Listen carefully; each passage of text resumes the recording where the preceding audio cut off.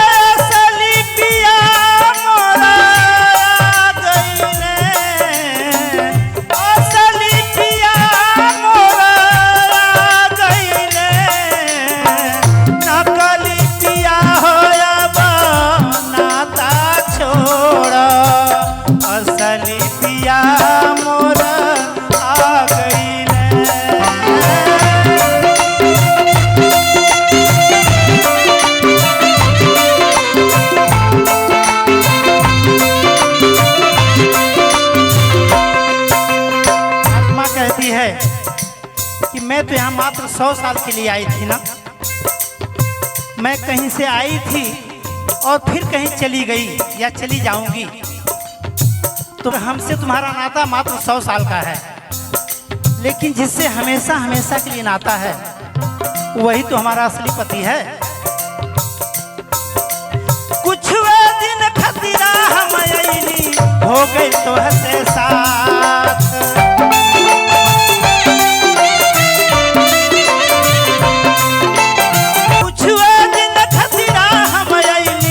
हो गई तो हसे साथ।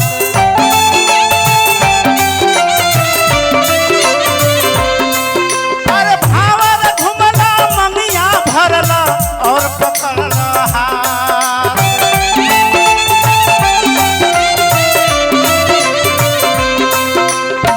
मैं तो कुछ समय के लिए इस संसार में घूमने आई, तो तुमने क्या किया कि फटाफट जो है भावर घूमा और हमारे मांग में सिंदूर भर दिया और अपना बना लिया।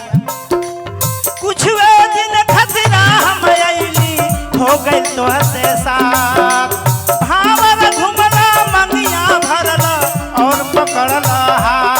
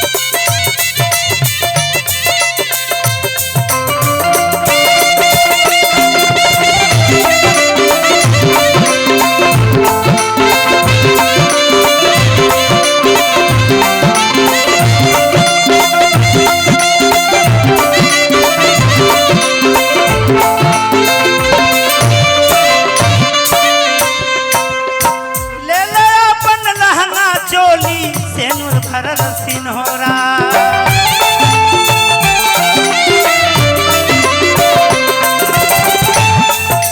इसी के बल पे हमको कहते हो ना कि ये हमारी है।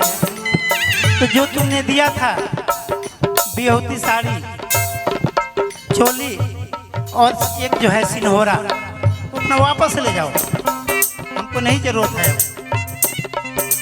ले लाया अपन लहंगा चोली, सेनुर भरल सिन्होरा।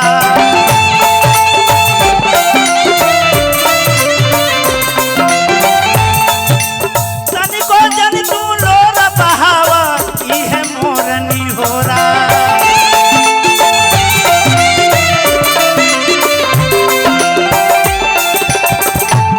ये सब कुछ ले जाओ अपना, लेकिन बस एक ही हमारा प्रार्थना है, एक ही निवेदन है कि मेरे लिए आंसू मत बहाओ।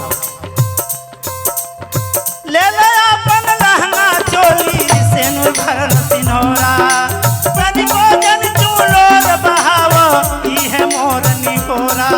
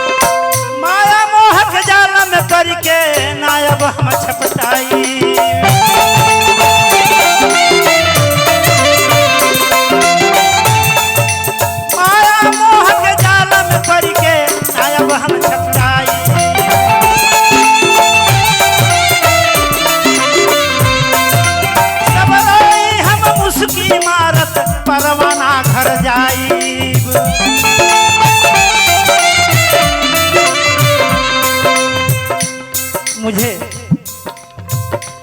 अपनी एक चीज याद आ रही है। क्या आत्मा जो है जब निकलने के बाद क्या सचमुच बिलखती है हमारे लिए, या वो स्वतंत्र हो जाती है? जहाँ तक मुझे आभास है कि यूं ही शरीर से आत्मा निकलती है, वो अपने आप में स्वतंत्र हो जाती है। उसके अंदर ऐसी एक भावना आती है जो पूरे संसार का भार उसके सिर पे लदा होता है, वो उससे मुक्त हो जाती है, यानी शरीर उसका एकदम हल्का हो जाता है। शायद इसी को गरुड़ पुराण में भी कहा गया है, लेकिन कहीं से हमको एक अंश मिला था 2001 या 2 के लगभग में। मैं उस आधार पे कह रहा हूँ कि आत्मा को निकलने के बाद जो आनंद है वो कहीं नहीं है। इस सृष्टि में, इस ब्रह्मांड में तो है कि नहीं, लेकिन इस धरती पे तो नहीं है। वो फीलिंग मैं कुछ क्षण के लिए महसूस किया था। शायद हो सकता है कि उसी आधार पे कह रही हो आत्मा कि सब मेरे लिए रो रहे हैं, लेकिन मैं तो हंसते हुए जाऊंगी, क्योंकि उस अपने परम सत्ता के पास उस परमात्मा के पास जा रही है जो असली उसका मालिक है। हम तो नकली हैं। जबरदस्ती कहीं पैदा हुई और घर वालों ने देख लिया, भावर घूम दिया और सिंदूर रगड़ दिया, वो हमारी हो गई। अगर हमारी थी तो फिर गई क्यों? इसका मतलब कि जिसकी थी वो उसके पास जाएगी। माया मोह के जाल में पड़ के नायब हम छपटाई,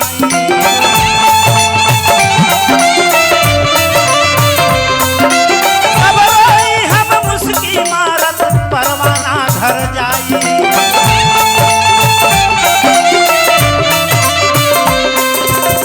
दुनिया में छला भरल भारी,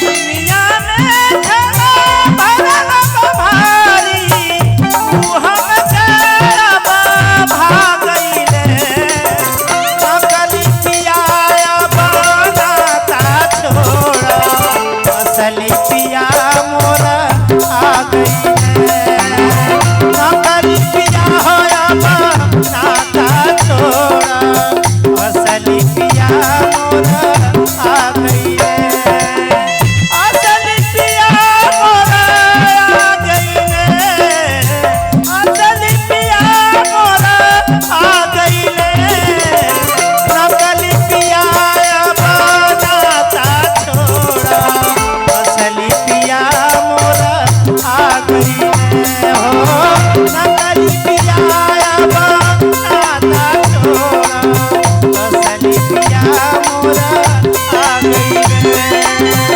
नकली पिया बनाता छोड़ा, असली पिया आ गईले। हमारे चैनल को सब्सक्राइब करने के लिए लाल बटन को दबाएं और नए नए गाने सबसे पहले सुनने के लिए घंटी को दबाएं।